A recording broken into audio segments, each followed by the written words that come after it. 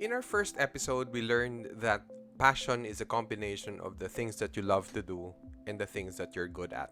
So, aptitude and love. However, you need two conditions for this to happen: attitude and opportunity. In this episode, I will focus on attitude because I want you to have the right attitude as you learn through this series. Attitude, as it is defined, is a settled way of thinking or feeling about someone or something. An established set of attitudes is called the mindset. This is the ABC framework of CBT, or cognitive behavior therapy. Many people believe that the consequences they get in life are based on the life events that happen to them. But in reality, it is how we interpret the life events that are happening to us. Especially now, during these times, many people are very sensitive, and maraming sensitive na tao. So tulad ng kwento na to, may isang mama nag-order, tumawag sa isang restaurant, gusto mag-order. Hello, miss, ano yung best seller nyo? Sagot ng waitress sa kabila.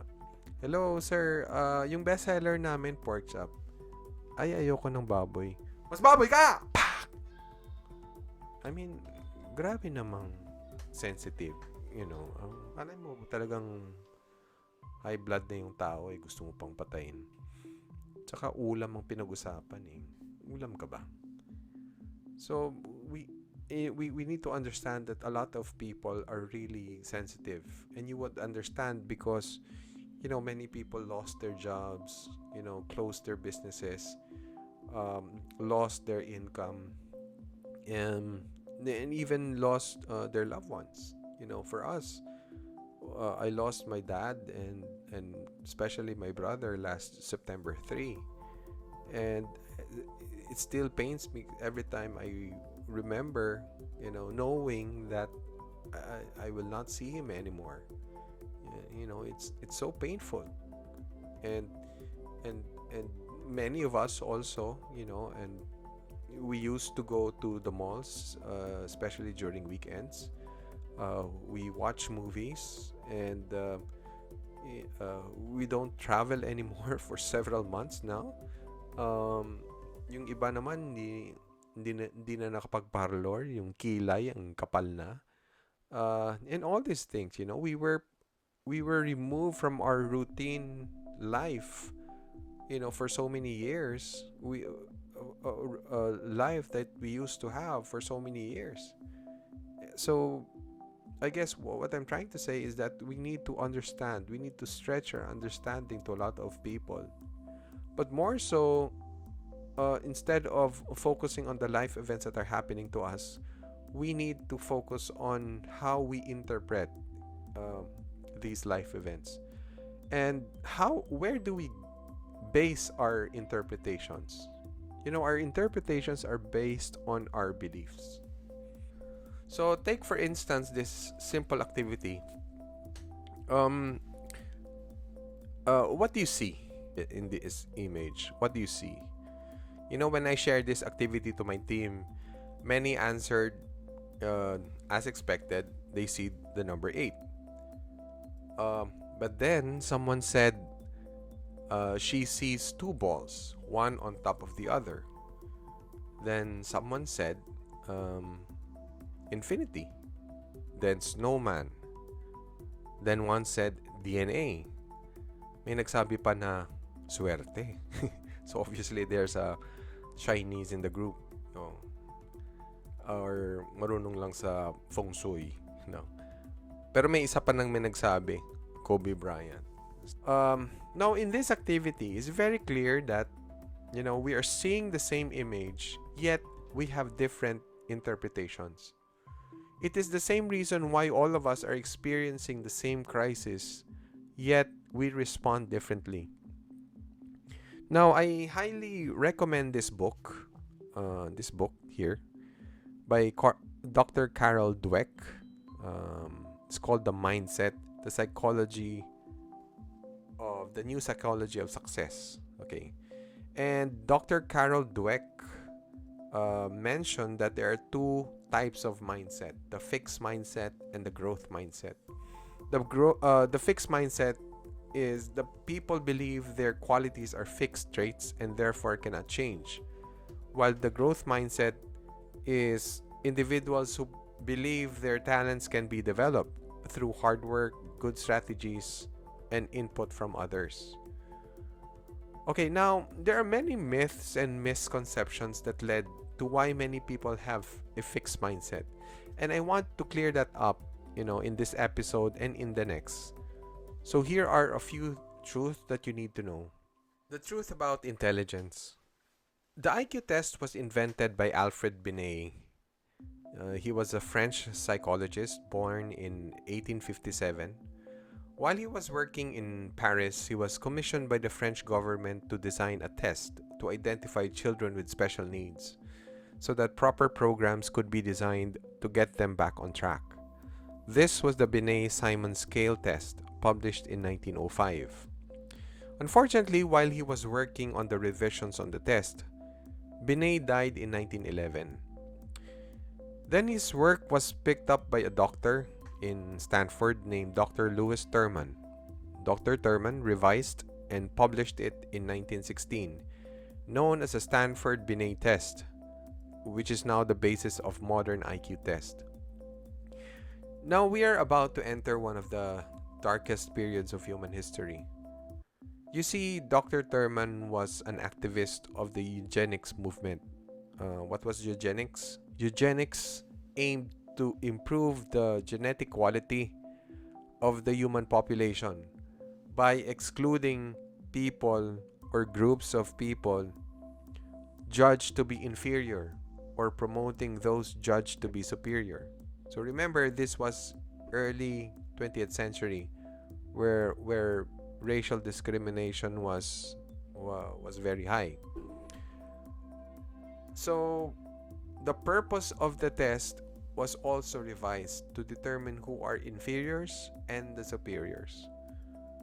So, if you scored below average in IQ test, you were considered inferior. And inferior people were treated inappropriately. They were sterilized. Sterilized meaning they were ligated. They were, for men, vasectomy, So in short, no, yung mga mahina, yung mga below average, yung mga mahirap, those who are poor, those with defect, facial defect or physical deformities, yung may criminal tendencies. So your parents were criminals. You were considered have criminal tendencies, or even belonging to an ethnic group. No, yung mga Negroes before, they were operated para hindi magkaanak, so they will not bear children anymore, so that their race will stop, para hihinto yung lahi nila. So that was eugenics, and it was a very strong movement at the time that the policies were adopted. The eugenics policies were adopted by 30 states in the US. And in the span of 10 years, there were 60,000 Americans were sterilized involuntarily. But this was nothing. This number was nothing compared to what this man did and brought eugenics to a very high level. And the person was Adolf Hitler. In his 1934 book, The Mein Kampf, Hitler referred to the American eugenics in his quest to create the superior Aryan race. So the same test was also used in other countries. So by the end of the Holocaust, an estimated 11 million people lost their lives simply because they did not fit to Hitler's definition of superior race. This story strikes me to the core because my wife has been working with children with special needs for almost 30 years now. And we as a couple have been advocating for inclusion for many years now. And We are aware of the stigma on children with special needs and how our society treats and excludes them. Sometimes how I wish Dr. Binay would have lived a little bit longer and so that his test would have been, have reached many countries, especially us. The world would have been more compassionate, which is what we badly need. You see, Dr. Binay believed that you cannot put a score on a person's intelligence. In fact, he wrote it in his book, Modern Ideas About Children. And if I may read a portion of it, and he said, a few modern philosophers assert that an individual's intelligence is a fixed quantity, a quantity which cannot be increased. We must protest and react against this brutal pessimism. With practice, training, and above all, method, we manage to increase our attention, our memory, our judgment, and literally to become more intelligent than we were before. When I took the IQ test when I was in grade school, I got the score of average. And I will talk labels on a separate episode, but that label, I carried that label with me for several years, thinking that I was just average. I cannot recall how it was explained to me, but the only thing that stuck me about, when you mentioned about IQ is that I'm average.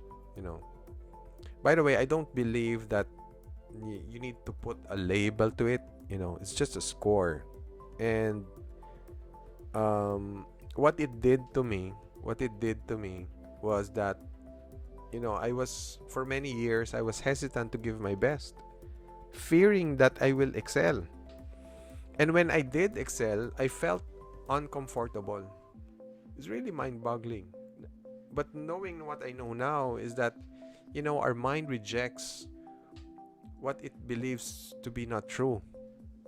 So if in my case, my mind believed that I was just an average, so every time it prevents me to become above average. So the IQ test, I really believe that the IQ test should be read on a per area, and it only gives you the score at a particular point in time. The IQ test is structured in 5 parts: verbal comprehension, visual spatial, fluid reasoning, working memory, processing speed. The test, and I don't think, I really believe that there's no point in averaging all this. And I believe also that the test needs to be diagnostic. Just like what we do in trails. When a student comes in, our therapists conduct an evaluation test on targeted areas. So based on the results, we create a program filled with activities primarily to address if the target areas has delay or needs to be improved. So the score needs to be presented in a way the student understands that he is in a journey. I will discuss labels on a separate episode, but I really believe that, just give them the score, remove the label. For example, you don't need to put a label whether the person is average, superior, above average. Doesn't mean a thing, right? Please remember that there is no test that determines your future outcome. So it's like it's like a life sentence, right? Can you imagine at a very young age you are told that you're average and this is it? It's like, again, it's like a life sentence. It's devastating actually, if you think about it, and it's brainwashing the person.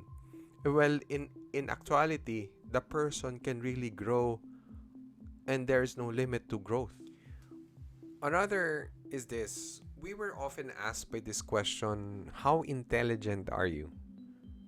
If you don't know the answer to this question, that's okay because the question is wrong. The right question to ask is, how are you intelligent? The difference between the two is that the first one suggests that you put a value to a person's intelligence, which is not true which is not true. While the other suggests that there is a variety of ways of expressing intelligence. Now, case in point, Bobby, the driver of my brother Carlo. Bobby, or sometimes we call him Bobby Brown because he is so brown. uh, Bobby only finished grade 2. And sometimes he is confused between what is left and what is right. But one time, one of my toilets here in my house got broken. By the way, my brother and I, we just live next to each other.